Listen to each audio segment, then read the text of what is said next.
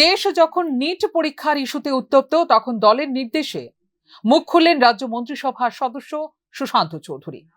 বৃহস্পতিবার আগরতলার দলীয় কার্যালয়ে সাংবাদিকদের ডেকে এই বিষয় নিয়ে আলোচনা করেন। আলোচনার প্রথমেই তিনি রাজ্যে সার্কিট হাউসে বিক্ষোভরত পড়ুয়াদের সঙ্গে বিরোধী দলনেতা জিতেন্দ্র চৌধুরী দেখা করা ও সুদীপ রায় বর্মণের তাদের উস্কে দেওয়ার ঘটনায় বিরক্তি প্রকাশ করেন।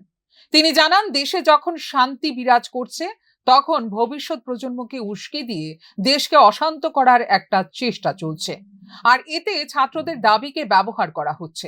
তিনি আরো জানান, প্রধানমন্ত্রী সব সময় ছাত্রদের কথা ভেবে তাদের সমর্থনে কাজ করে যাচ্ছেন। তাই সব সময় ছাত্রদের বিষয়ে আলোচনা করার জন্য কংগ্রেস নেতৃত্বদের আহ্বান জানাচ্ছেন।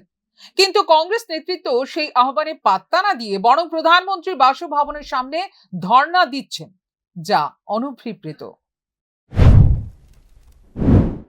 অর্থনৈতিকগত যে কোনো সমস্যা তৈরি হয়,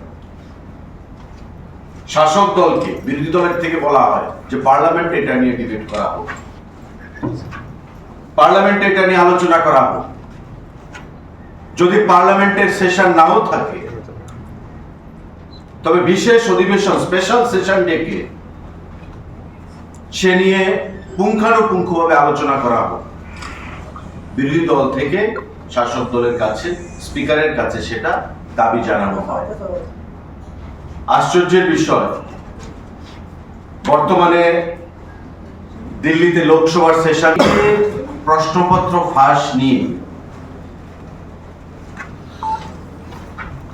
শাসক দল এবং সরকারকে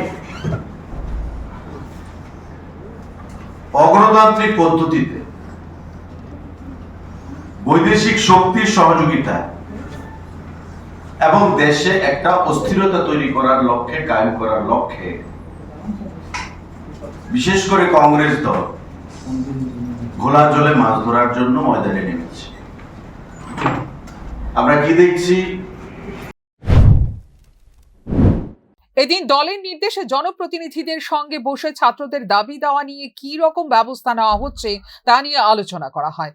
পাশাপাশি ছাত্রদের কাছে যেন সুস্পষ্ট বার্তা যায়, সেই নিয়েও আলোচনা হয়। এদিকে রাজ্যের বিভিন্ন পরীক্ষায় প্রশ্নপত্র ফাঁস হওয়ার অভিযোগ নিয়েও কথা বলেন তিনি সবাইকে আশ্বস্ত করেন, রাজ্যে নিয়ম মেনে যোগ্যতার ভিত্তিতে চাকুরি হচ্ছে, আর সরকার সেদিকে কড়া নজর রাখছে।